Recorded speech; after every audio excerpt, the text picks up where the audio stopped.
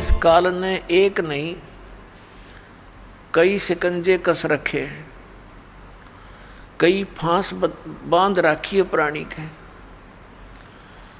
अब इस ज्ञान से, सत्संग से पुण्यात्माओं को जो सत परमात्मा की खोज में लगे हुए हैं, उनको ये तो विश्वास हो चुका है, लगभग हो जाएगा नहीं तो ज्ञान सुनने से, कि कबीर इज गॉड, कबीर परमात्मा है, सतपुरुष है। सारे प्रमाण दास ने दिखा दिए। अब क्या समस्या आवेगी आपके समक्ष कि भाई यदि कबीर साहब ही भगवान हैं तो फिर बिल्कुल सही है। फिर तो कबीर पंथ में जितने महापुरुष हैं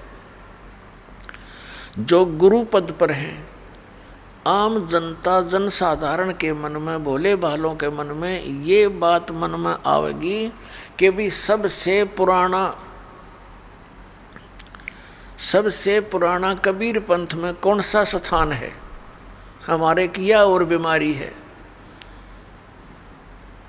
हम सबसे पुराने और बहुत उसको महत्वपूर्ण मानते हैं। तो पुण्यात्माओं, अब भोली आत्मा उन कबीर पंथ के उन नकली संतों के जाकर फंसना जा, इसलिए अब थोड़ा सा ये सतर्क और करना पड़ेगा। एक हमारा सेवक बना सन 1998 में, और उसको ज्ञान हो गया कि कबीर साहब परमात्मा है दास के प्रमाणों से। तो उसके अंदर काल ने के प्रेरणा भर दी कि अब कबीर साहब तो भगवान है ही, ये तो अंडरस्टूड हो गया। बुद्धिमान बच्चा था, लेकिन ये घनी बुद्धिमान, घना जो चतुरता है इस मार्ग में हानिकारक भी होती है। तो उसके मन में क्या दोष आया जो दास ने अभी बताया। उसने सोचा जब कबीर साहब ही भगवान हैं और गुरुजी इस दास के बारे में सोचा, ये तो अभी सन 1994 से नाम देने लगे हैं और ये तो बहुत नए से हैं, और कहीं ऐसा ना हो उन पुराने आश्रमों में उनके पास तो बहुत ही यथार्थ ज्ञान मिलेगा। तो उसने इस दास को इस अपनी जो उसने धारणा बना रखी थी परिचित नहीं होने दिया, और कहा जी ऐसे ऐसे हमारी इच्छा है कि कबीर बट देख कर आवें, बांधवगढ़ का वो स्थान देखें जहाँ धर्मदास जी हुए हैं। मैंने कहा चलो भाई देख आते हैं। संगत थोड़ी थी, थोड़े ही भक्त बने थे सन 1998 में। फिर 99 की बात है, सन 2000 में फिर हम कहाँ गए, कबीर बट है एक, कबीर बट ये गुजरात स्टेट में भरूच एक शहर है। भरूच शहर से 12 किलोमीटर की दूरी पर एक मंगलेश्वर गांव है। मंगलेश्वर गांव के पास एक शुक्ल तीर्थ नाम का पहले एक गांव था, और उसमें जीवा दत्ता नाम के 2 ब्राह्मण भाई रहते थे, और वो परमात्मा के शिष्य हुए थे। उन्होंने ज्ञान सुना कि भी पूर्ण गुरु के बिना मोक्ष नहीं हो सकता। दोनों भाइयों ने विचार विमर्श किया कि भी हम जिस भी संत के ज्ञान विचार सुनते हैं हमने तो वो पूरा दिखाई देता है, अब हम कैसे निर्णय करें कि कौन सा पूरा है और कौन सा अधूरा है। तो उन्होंने अपनी ही सोच के आधार से एक फैसला कर लिया, निर्णय कर लिया कि हम अपने आंगन में एक सूखे वट वृक्ष की टहनी गाड़ेंगे, जैसे पौधा लगाते हैं गमला बनाकर, यानी नीचे गड्ढा बनाकर, और इन महापुरुषों के चरणामृत ला करके चरण धो के और इस टहनी में डालेंगे।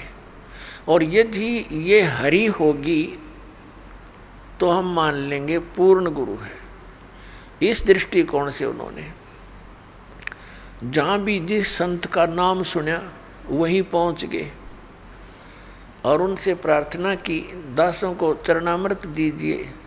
अब संत इस बात से नकारा नहीं करते कि लो बेटा ले लो, उनके चरण धोएं और डाल के पात्र में घर ले आवें, आते उसमें डालते हैं।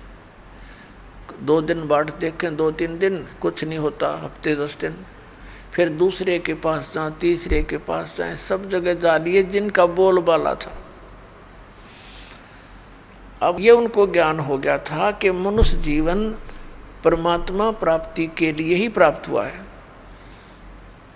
और यदि मनुष्य जीवन प्राप्त करके भगवान मिले नहीं तो व्यर्थ है। और पूरे गुरु बिना भगवान नहीं मिले।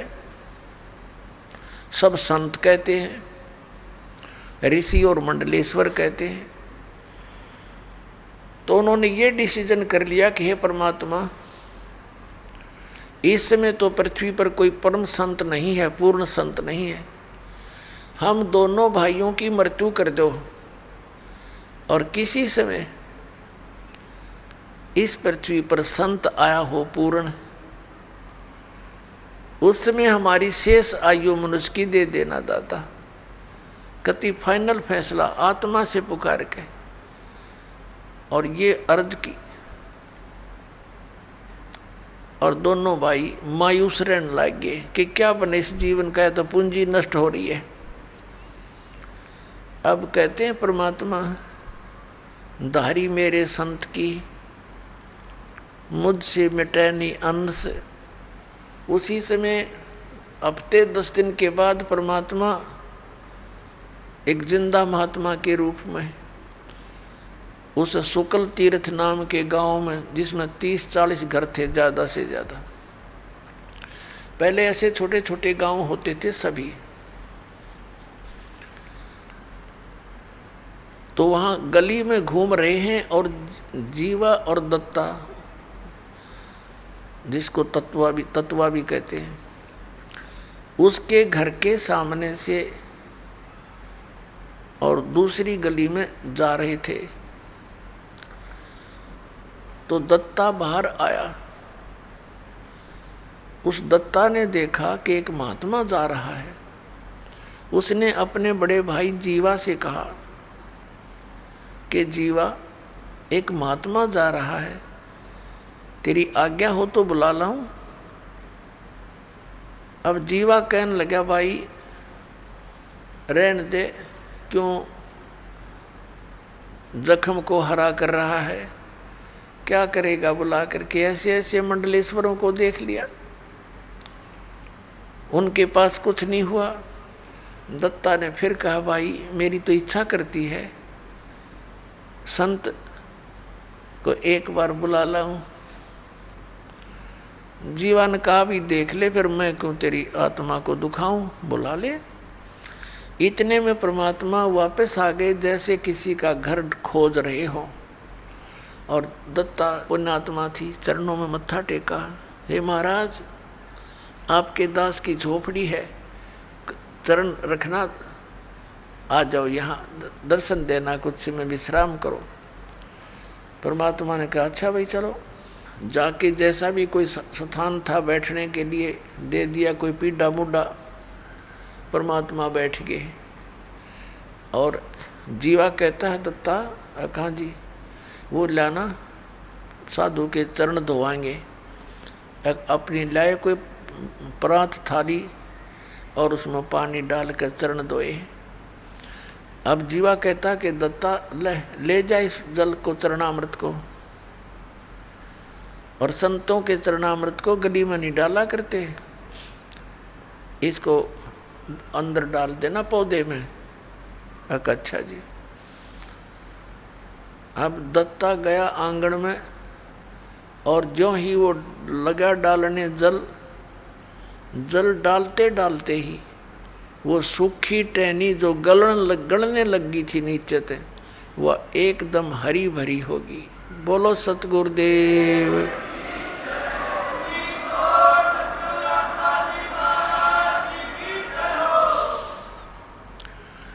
अब दत्ता ने कहा जीवा आइए एक बार दौड़ के, आइए एक बार जल्दी आना।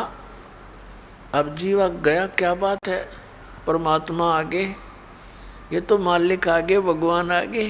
देखिए एकदम हरी भरी होगी टहनी, वट वृक्ष यानी बड़की टहनी सूखी थी। दोनों भाइयों ने एक एक पैर पकड़ लिया।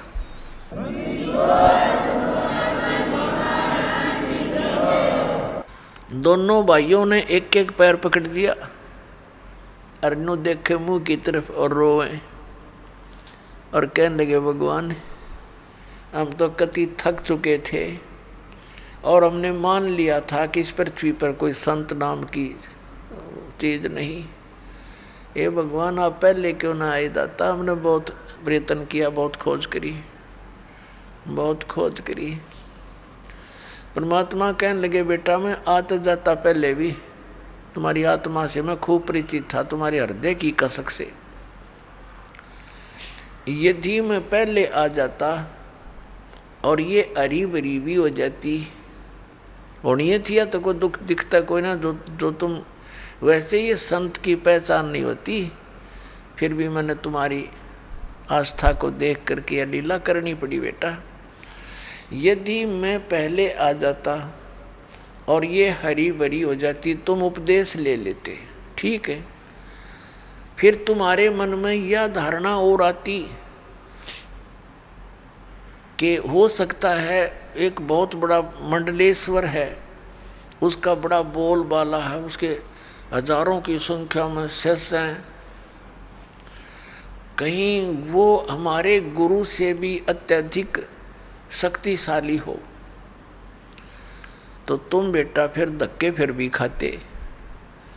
और उस समय जब गुरु बना लिया उसके बाद मन में आपके ये धारणा आती तो बेटा मेरे से भी खत्म हो जाते, क्योंकि गुरु के प्रति अविश्वास होने से नाम खंडित हो जाता है। गुरु बनाने से पहले खूब छानबीन करें, खूब हर तरह से उसकी परीक्षा करें, और उसके बाद अगर आपके मन में दोष आता है तो आपका नाम नहीं रहता, कनेक्शन कट जाता है।